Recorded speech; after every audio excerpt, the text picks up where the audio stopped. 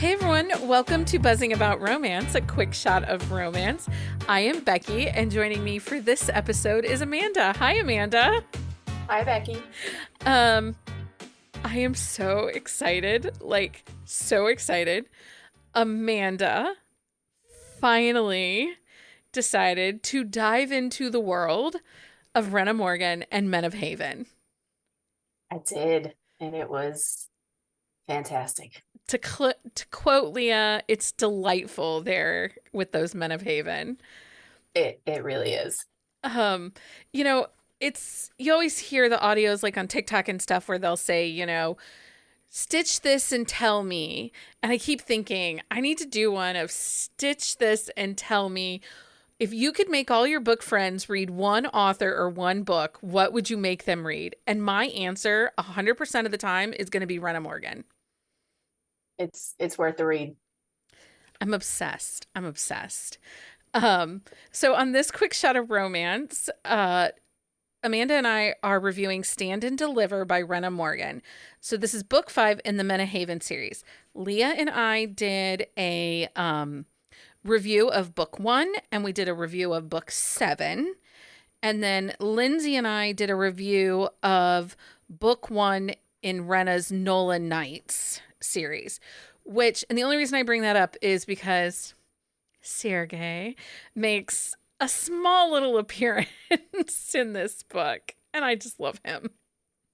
He does, and I did actually read that book first. I read that book a while ago, and it just took me a little bit to round back around to the Men of Haven. So it's a magical place to be. We will link the synopsis of this book on our On the Shelf show notes at buzzingaboutromance.com.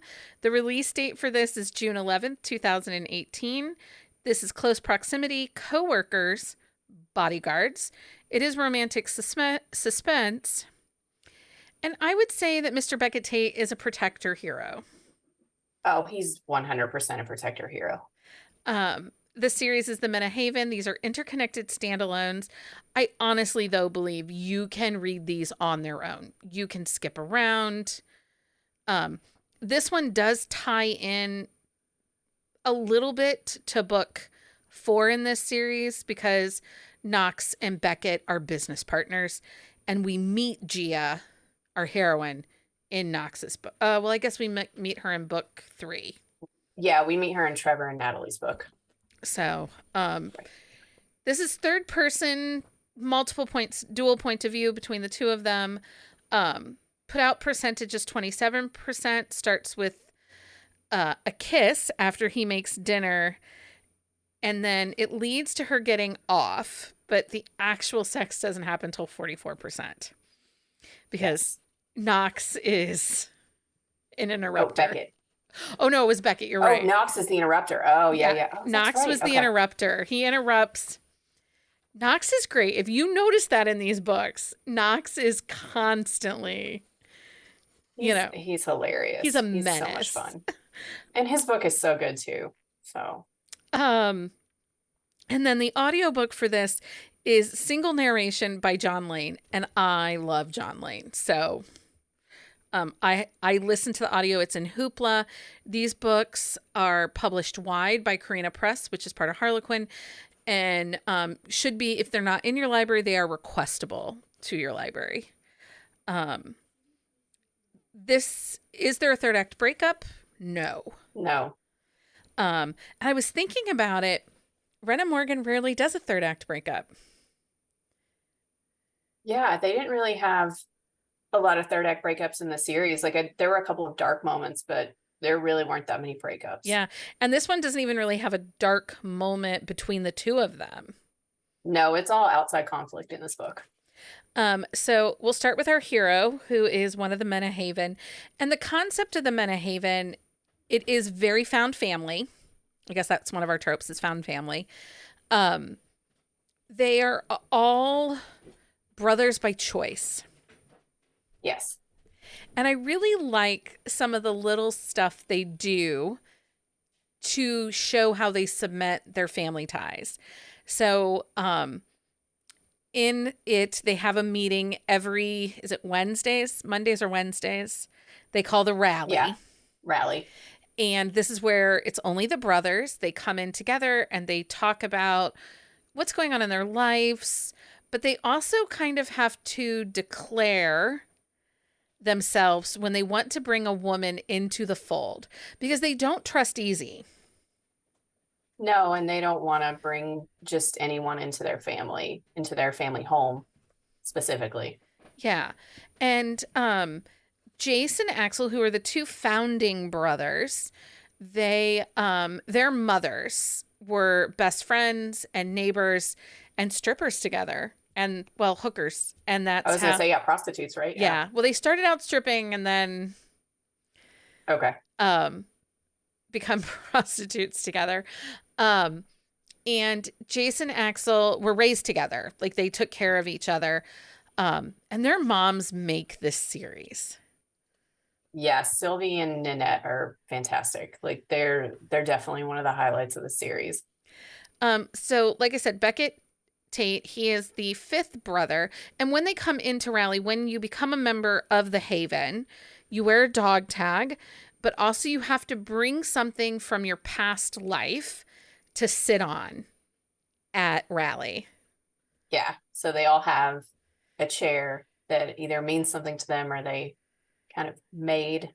So Yeah, I think that's that's always a neat. fun. Yeah. So he owns a security company with Knox. Knox is the IT guy. Beckett is the strategic planner bodyguard. Yeah, I would say that he's definitely like out in the field more and coordinates more of the kind of people that take care of the security end. Um, and he has kind of a rough history. Just all of the men of Haven do. None of them had really great family lives growing except for Zeke, right? no, book 3, Natalie and Trevor? Trevor, because Trevor's Oh dad is yeah. still around. Yeah, and he was adopted. And I Yeah, think Zeke's parents are still around, but they live in Argentina. somewhere else. Yeah. Yeah, but there was a lot of family expectations for him. Okay. So then Gia Sinclair is our heroine, and she's a bit of a femme fatale on top of being a warrior. Oh, she is one of my favorite characters that I've read in a very long time. Like Uh, I love a female like security person or law enforcement person or agency, like anything that you give me like that for a female character and I'm done. she is incredibly smart and strategic, and but not so sometimes when we get a strong, powerful woman like this, an author will write her to be almost like conniving. And Gia is not conniving, but she is cunning and competitive. Oh, absolutely. She wants to be on top. She wants to prove to everyone that she is the right person for the job and that she can do this in a man's world for the A- most part. And she has a security company and runs like protective ops for politicians, movie stars, people, celebrities and stuff like that. But Gia's family, so while Beckett is the product of foster care and running away and stuff like that, Gia has the very southern expectant family. Yeah, and they have money. So her father's like a big shot attorney and her mom kind of runs the house and does charity and But public her mom was events, right? also an attorney. Well, her mom was also an attorney. That's how they met each other, the mom and dad.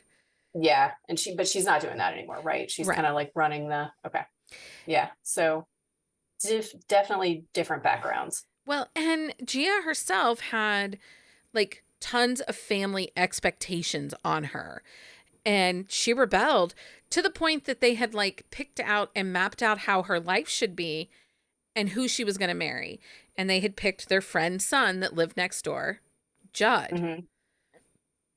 He's Which a terrible, terrible person. he's a terrible human being.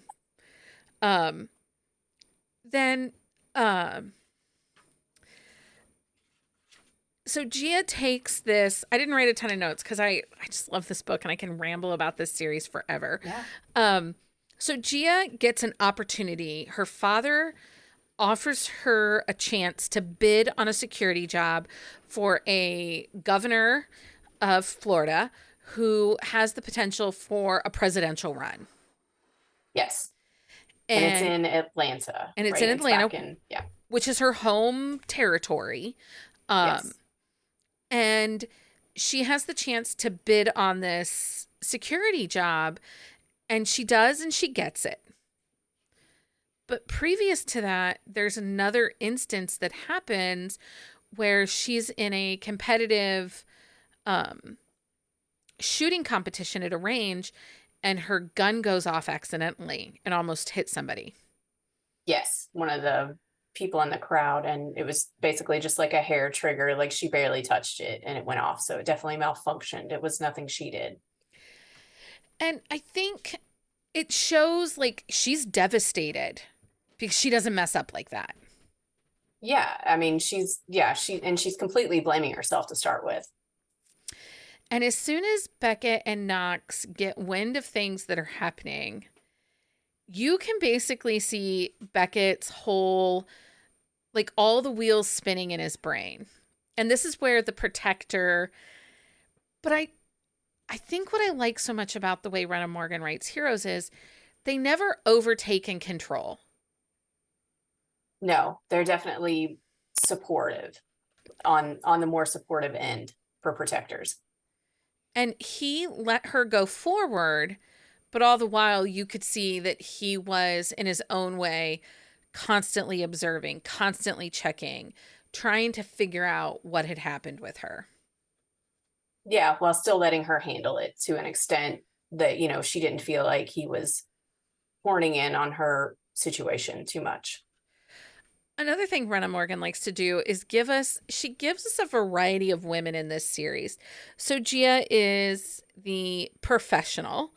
Um, but she could have been one of those professionals because she's in a man's world that she wasn't feminine, but she absolutely was, um, when you describe what she wears and how she looks, classy and feminine to a T. Yes, 100%. And and she has like kind of like her hidden feminine side as well. She has like a very um feminine bedroom, and she likes to wear nice things under her clothes.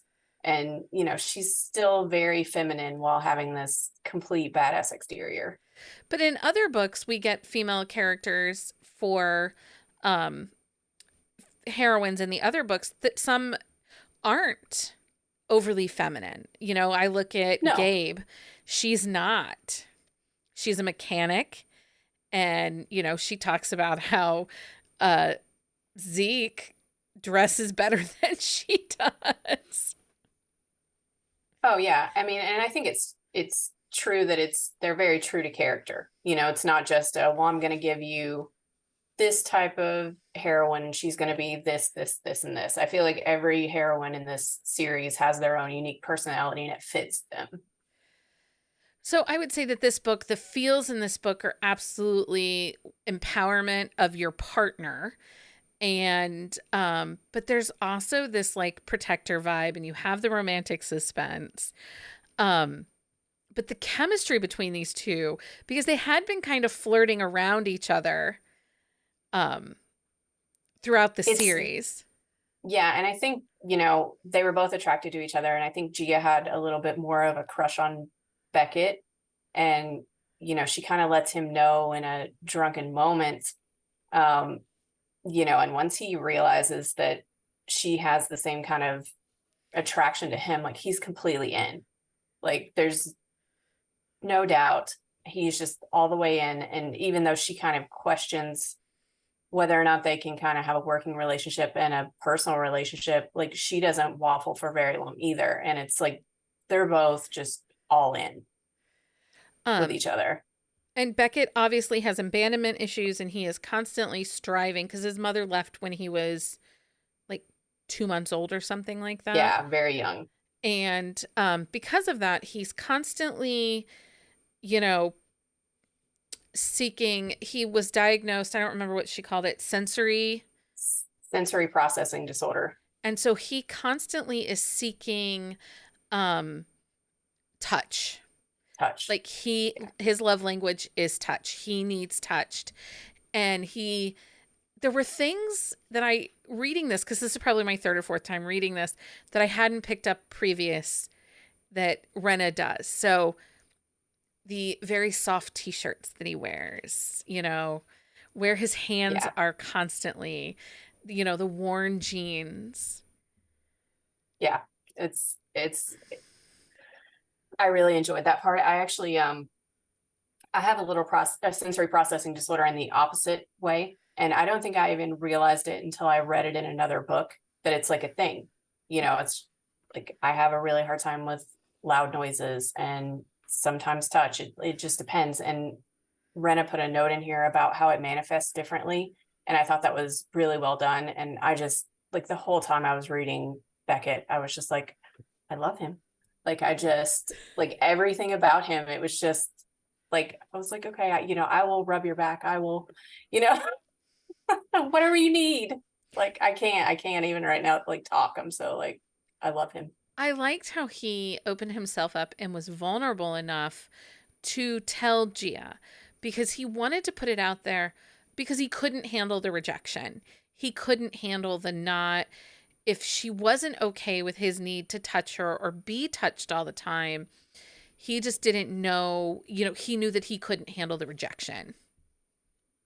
Yeah. And that was another thing. Like, he was very vulnerable, but she never